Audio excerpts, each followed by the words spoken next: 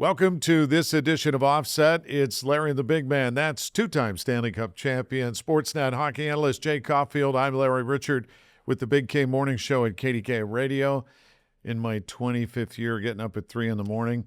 And good to see Dave Ricchini here in the light of day, our Nostradamus of the numbers and quasi-producer. We want to thank One Team Media and Brian Hess, Mark Coddington producing this episode, and Ryan Jorgen, and from Odyssey Pittsburgh and our 5 stations, thanks to Michael Spatchapoli. Also, Rourke Automotive, Dave Rourke, a big part, title sponsor, and Tom Grillish with Henderson Brothers.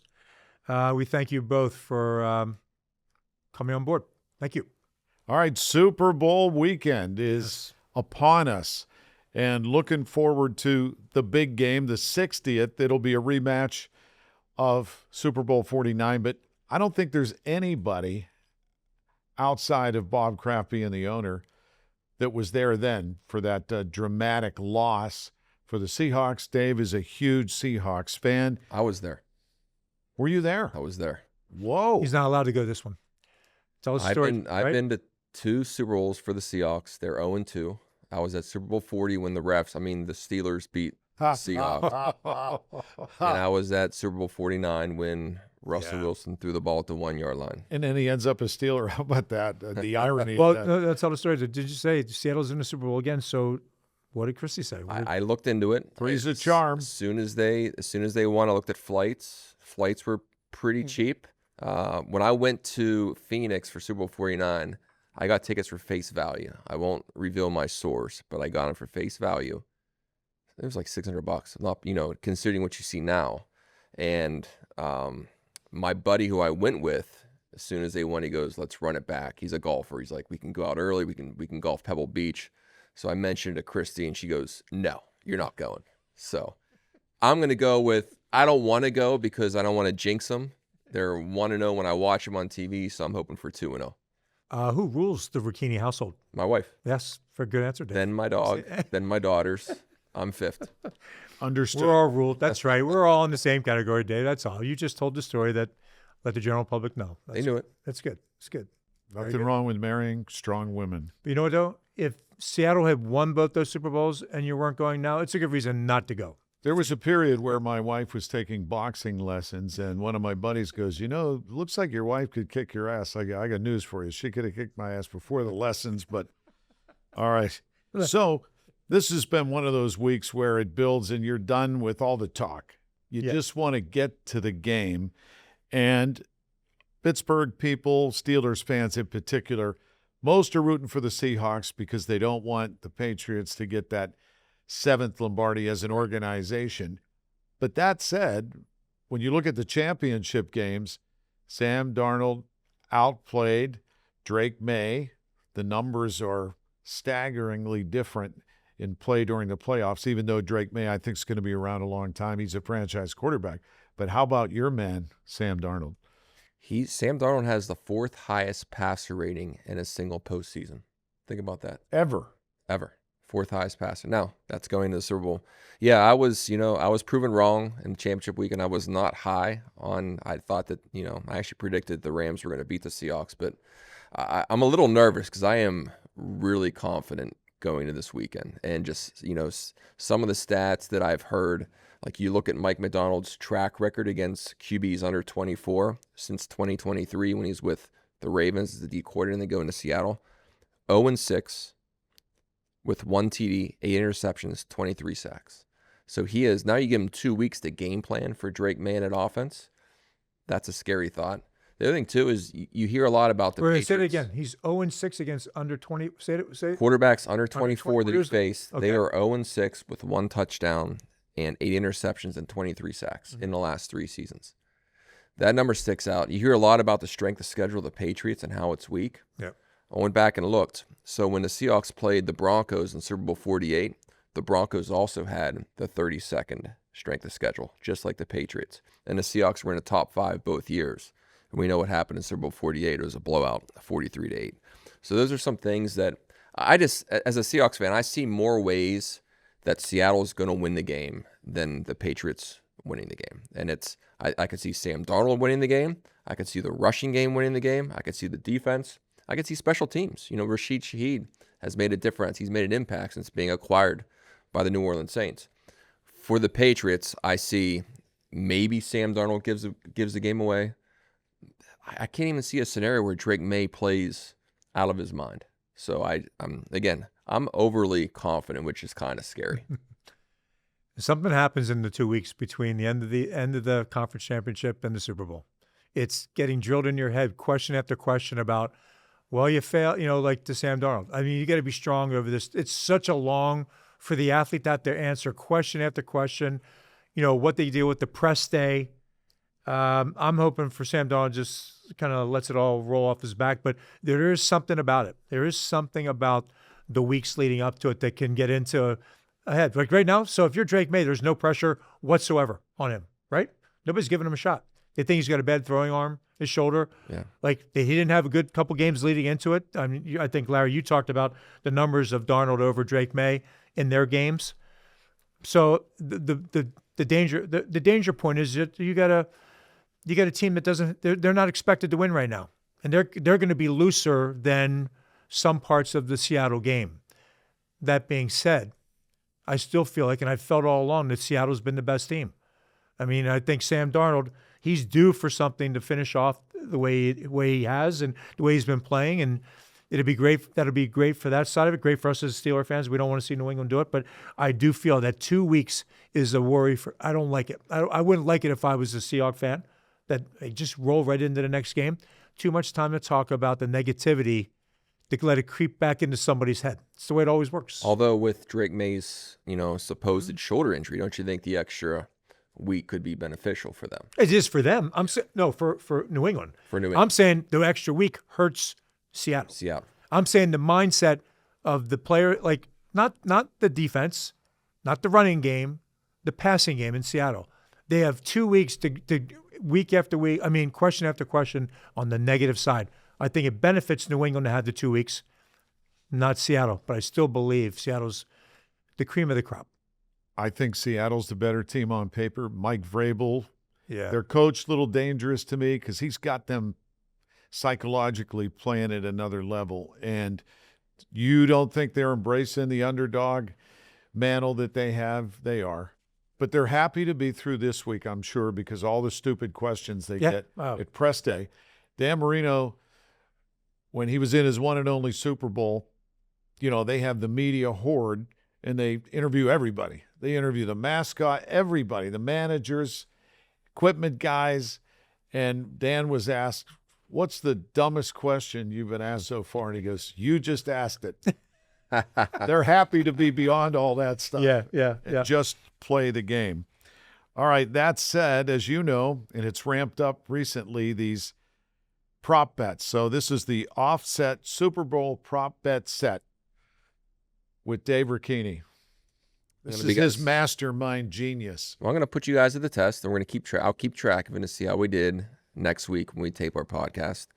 First off, I'm not going to ask you on these ones, but some fun ones you can do. Any non-quarterback to throw a passing TD, pretty good odds at plus 1,200, Jay, if you want to lay that one.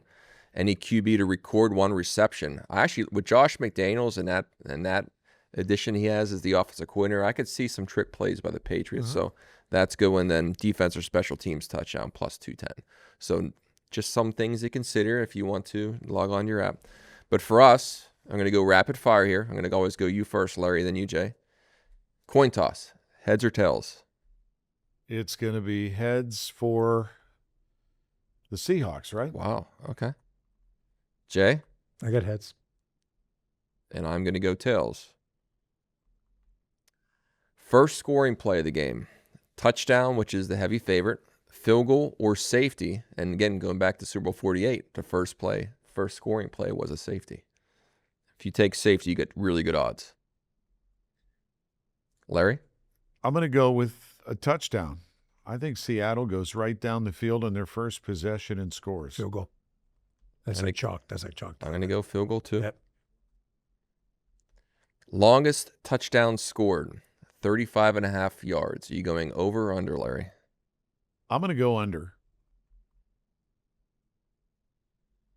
You're next. Is it you? You're next. I'm going to go with, I'm going to say over on this one. I'm going to go over as well, too, and I think it could be a defensive touchdown. Couple of passing yards. Sam Darnold, 228.5 yards. This is over-under, Larry. Oh, boy. I'm going to go over. They're going to have good weather, and I think it's going to be a 300-plus yard game. Wow. I'm saying over, too. It has to be for them to win. I think it needs to be over. I'm going to say over. Over for Sam Darnold. Under for me. Ooh. Drake May, 220.5 passing yards. I'm going to say under. Under for me as well. I'm going to say under as well.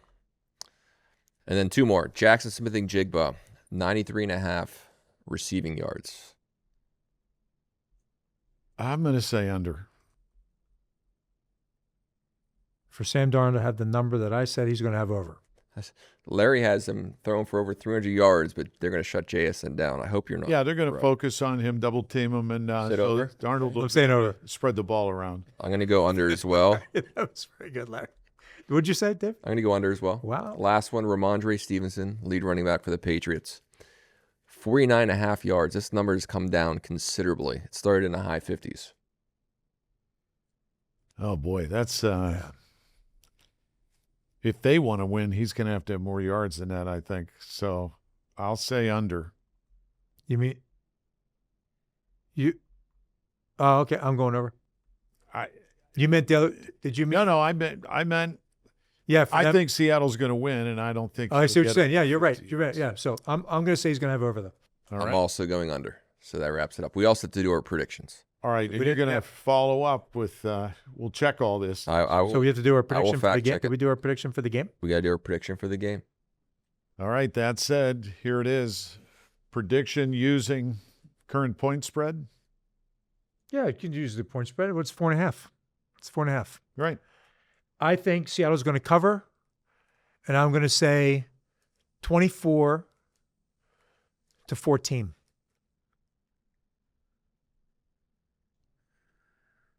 30-13 Seahawks.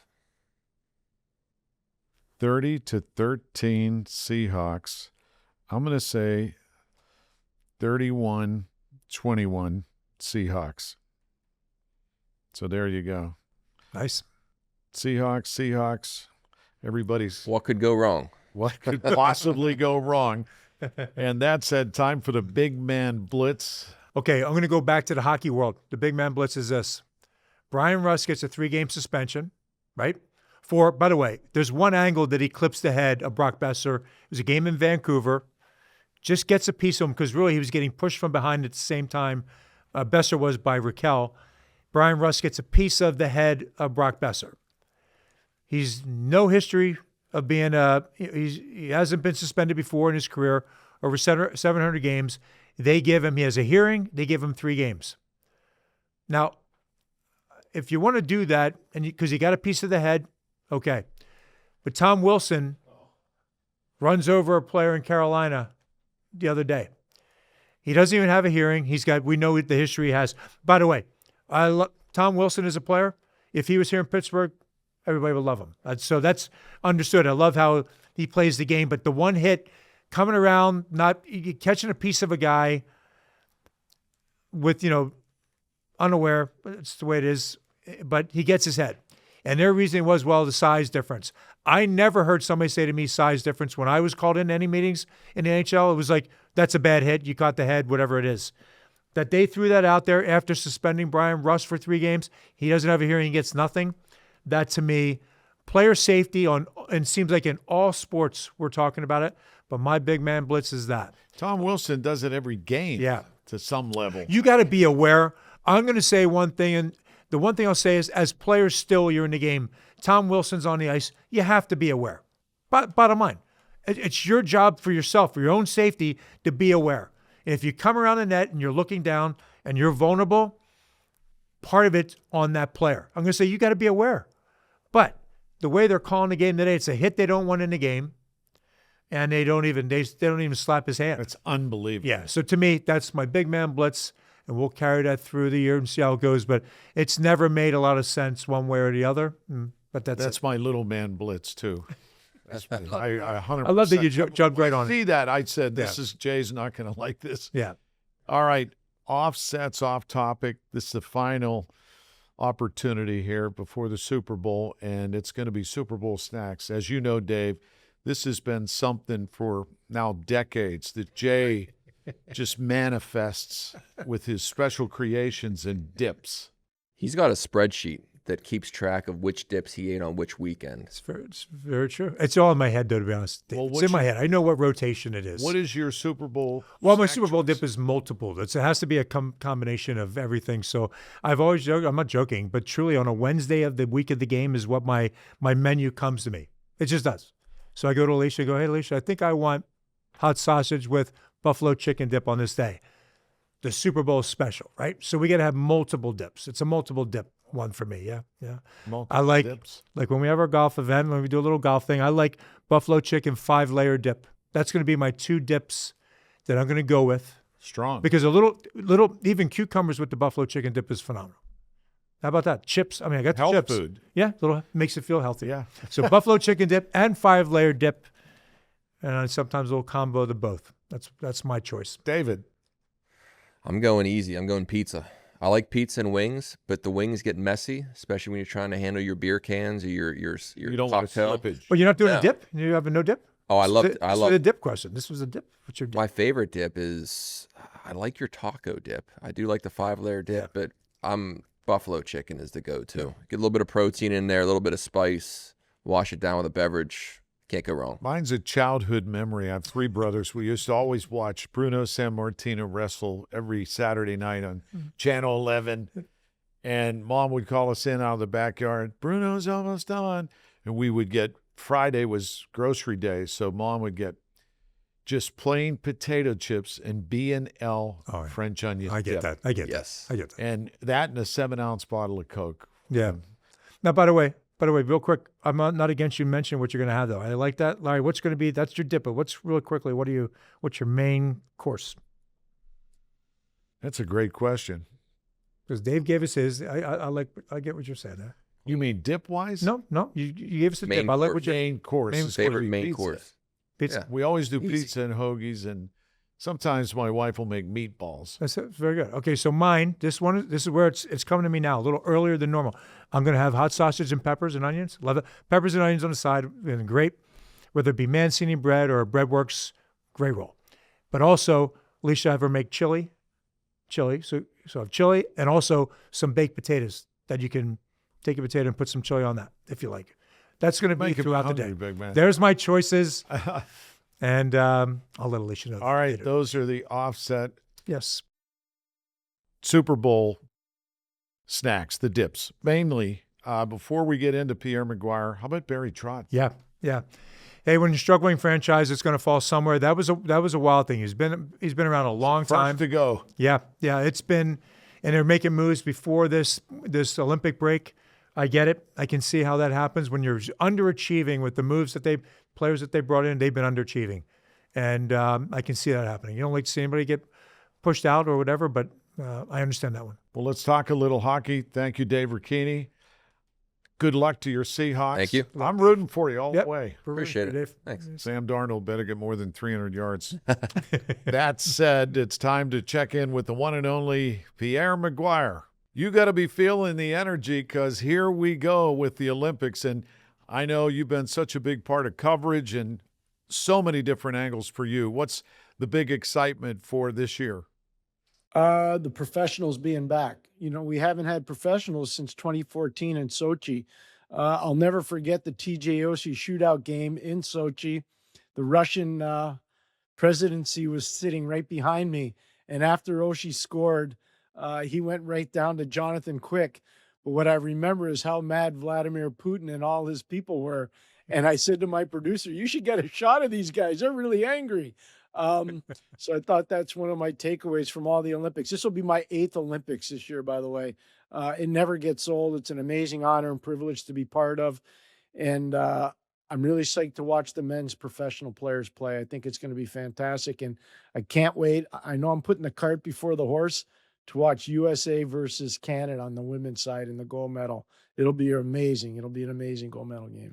And they're getting the early start, right, Pierre? They're getting the building warmed Yeah, up, if you will, they right? start on the 5th. Yep. Exactly right. The Olympics start on the 6th, and the women start on the 5th. You're spot on, Jay. Yeah, that's going to be good. Going back to the TJ Oshie thing, which was truly amazing. Do you remember how many rounds he went that he kept finishing off? I mean, he was unbelievable in it. I think it was 5. Yeah. You'd have to look it up, but I'm pretty sure it was 5. One of the things I remember the most about that is Emmerich and Eddie Olchuk were upstairs, and I was between the benches. And Doc asked the question, who do you think's going to be the big player? And I said, there's only one guy that's on this team for the shootout, and only the shootout, because Oshie wouldn't have made it if there wouldn't have been a shootout. And I said, TJ Oshie. And he remembers me saying that. He heard it from his family because I had actually said that. And he goes on and does this amazing stuff. So I don't know. I've never had a bad Olympics in terms of enjoyment and watching the professionalism of all the players. It blows me away. Yeah, I was going to say real quick, too, on the shootout part versus the NHL, what allowed TJ Oshie to get, we know the rules and what we see all the time and how some of us, we don't want to see games end by shootout, but it does show a little differences between what you can do in Olympics and versus the NHL, where you have to roll through your team before you can go again.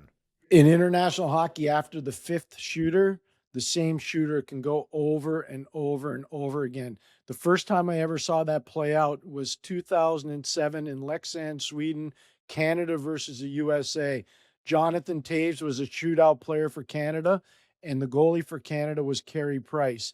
They beat the United States in the semifinal game, but they won because of Toews' shootout was unbelievable.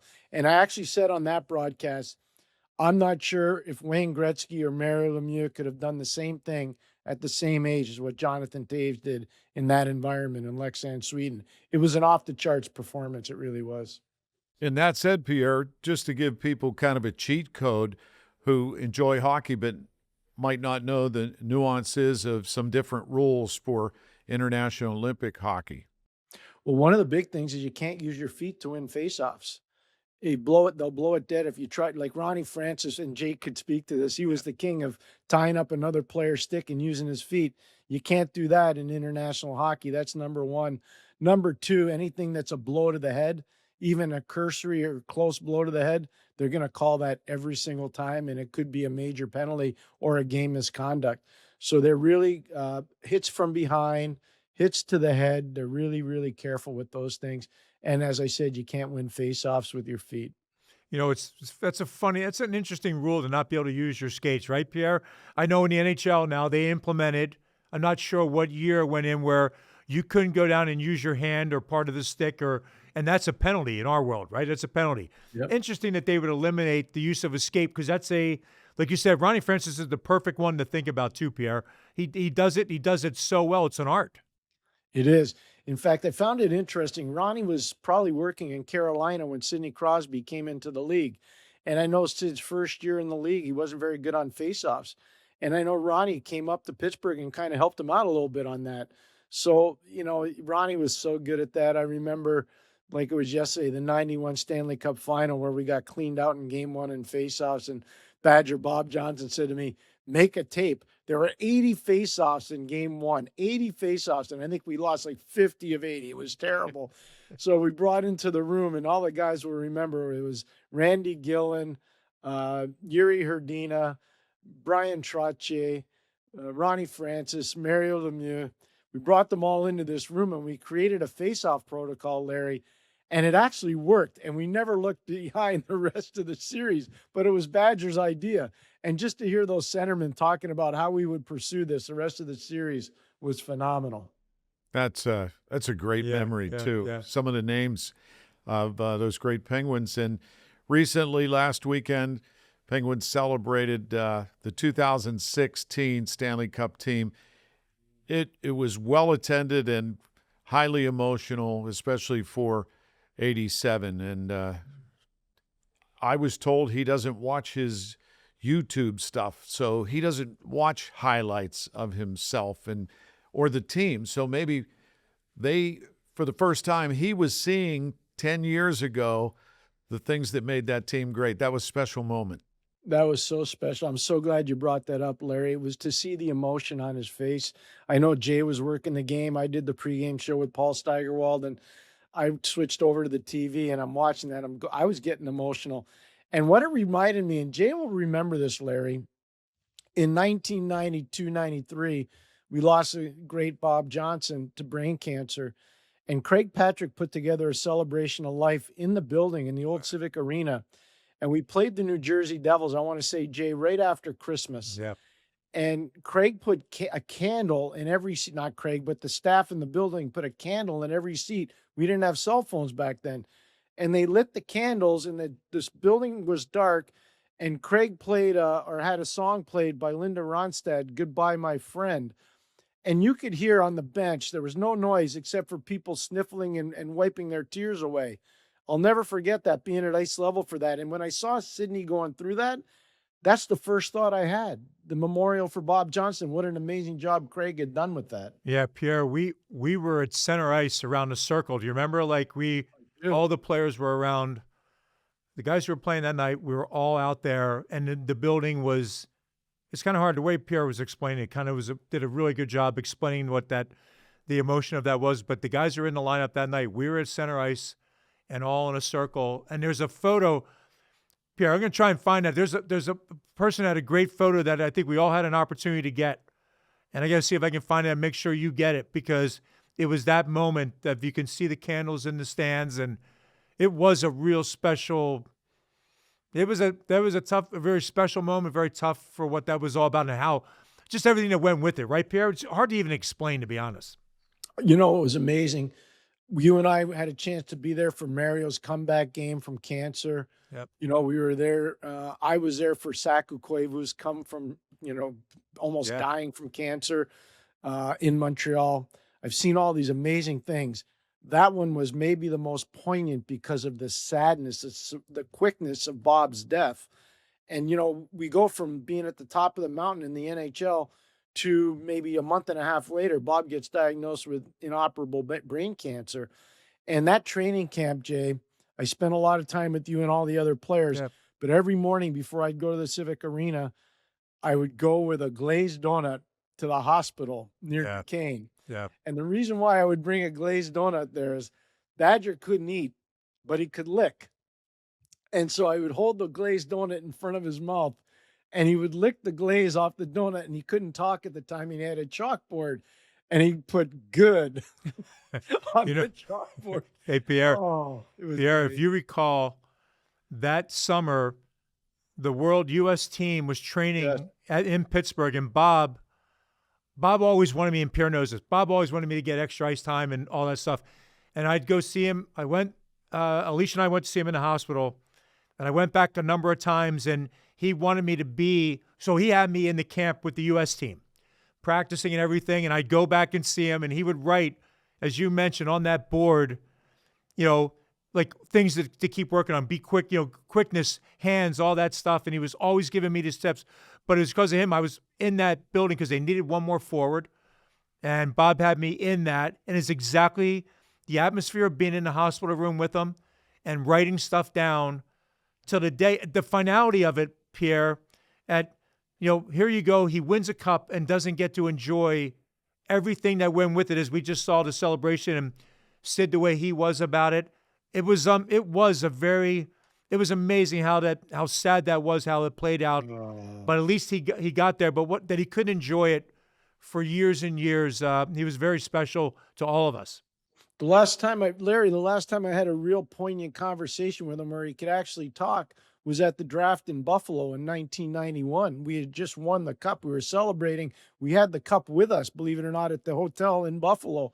And Bob still hadn't gone to that camp that Jay's talking about. That was the year we drafted Marcus Naslund. And what I remember was Bob he pulled me aside because he wanted his son Peter to go scout for the Toronto Maple Leafs. And so he said, could you talk to Peter? Peter at the time was an assistant coach at Cornell.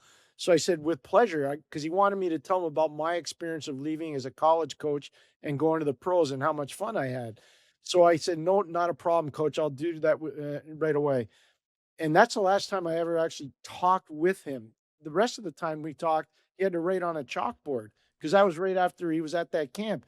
And I believe he got, they thought he was joking around. He was eating a bowl of soup at the 17th Street Cafe on the south side of Pittsburgh. And he put his head down in the bowl of soup, and they thought he was joking because he was a bit of a practical joker, and he wasn't joking. They had to bring the EMTs in and bring him right to the hospital, and that's when they found out. But Larry, I want to say one thing. I don't want to embarrass Jay, but I'm going to say it anyways. We used to talk about all the players, Badger and I, and Barry Smith and Rick Keogh. And one time, Bob and I were just by ourselves. He said, Pierre, when you're on the road, find me more guys like Jay Caufield. I want bigger, stronger, meaner guys. I want more Jay Caufield. So I said to him, Badger, there are not too many football players who can skate. That's a great story. My only one-on-one encounter with Coach was at the auto show in Pittsburgh. KDK TV above the escalator had a display area, and I was there representing the station. And he came up the escalator by himself, and I looked around. I didn't see anybody with him, and I said, Coach.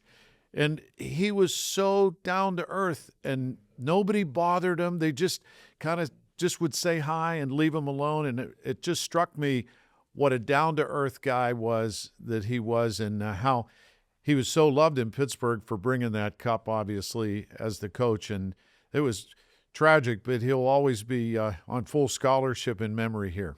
Oh, that's well said. I totally agree.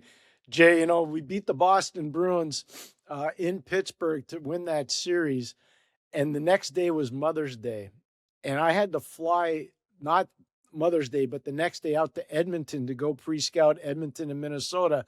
They were playing in the Western Conference Final. We were, already through. And Badger wanted me to go and get some copious notes. So he calls me up on Mother's Day, and, I'd gone out probably a little too late on the Saturday night after we won. And he says to me, hey, what are you doing? I said, no, not too much, Coach. You're good. Meet me for brunch. Martha and I will meet you at the Gandy Dancer. Well, I probably had a little bit of a headache, so I went and met them. We spent 7 hours. I'm not kidding. We spent 7 hours at the Gandy Dancer talking about mothers, talking about his wife, talking about his mother, me talking about my mom, talking about my grandmothers.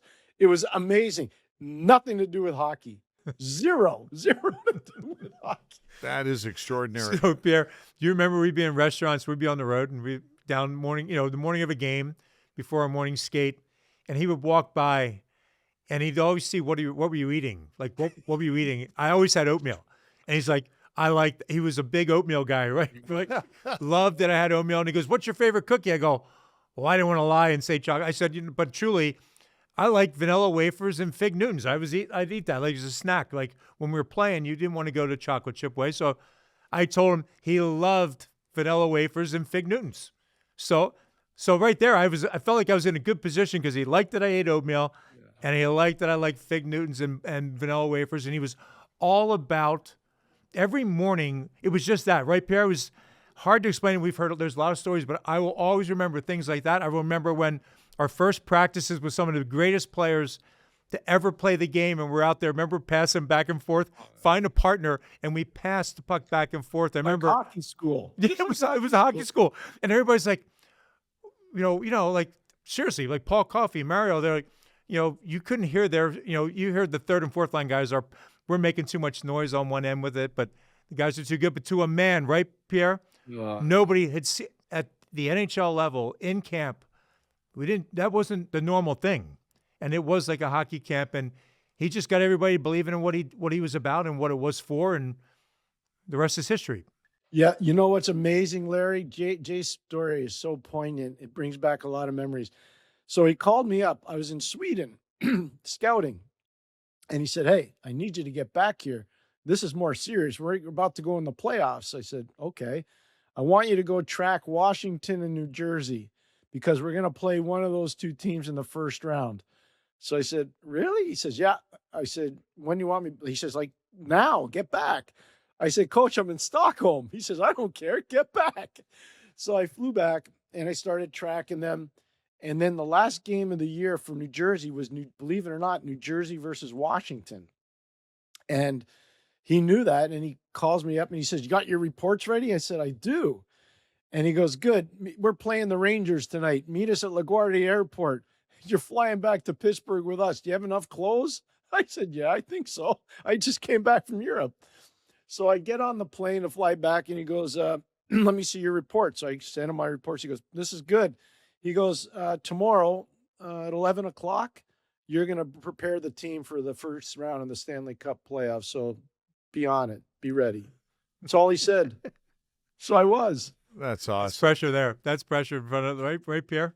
That's right great. on the charter. He says, these are good. Be ready tomorrow. You're presenting the game plan for how to win the playoffs. I'm like, holy moly. That's awesome. Well, before you jet off to Milan, Oh, I'm not going. I'm staying here because I love you guys too much. I'm doing the Olympics from here, believe it or not. Oh, My home office. Yeah. you don't have to fly. I don't have to fly. It's even better. And it shows you how much modern technology saved so much time on the airplane. Well, that's awesome. But how about the Penguin team and the streaking and the level of excitement and energy this team has going into the break?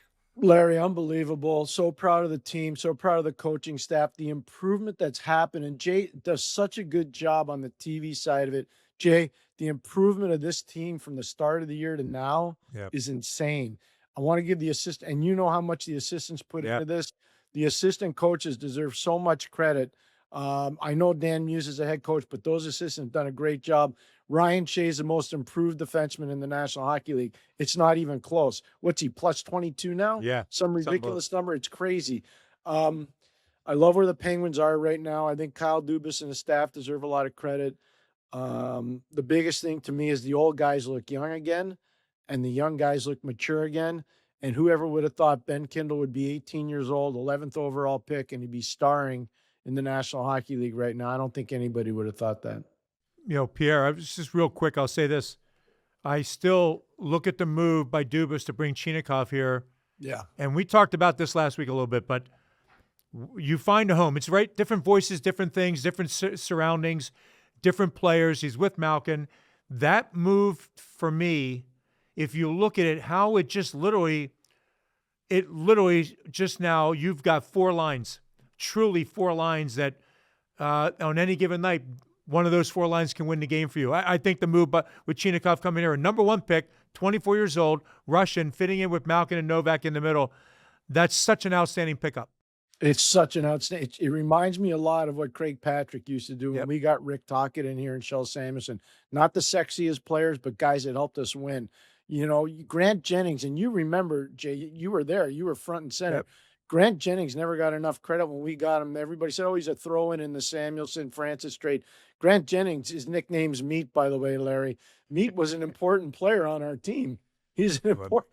And what's amazing, a guy with a nickname Meat, he's so successful in the business world. Jay knows he's like a computer psycho. He's unbelievable. Yeah, like works on planes and stuff. He did everything, right, Pierre? Yeah, it's amazing. But he's just so talented as a guy. But those sometimes, like, you make deals like that and you end up getting the real good part for your team. And I think, to Jay's point, Larry, Chinakhov, because of the mentorship of Malkin and the respect, has made a big difference in Pittsburgh. Huge difference. They've been fun to watch, and hopefully that will continue after the Olympic break. We'll safe non-travels, but we'll look for your coverage too, Pierre. And as always, we appreciate your time and insight. Thank you. Pierre, too, by the way. Hey, Pierre.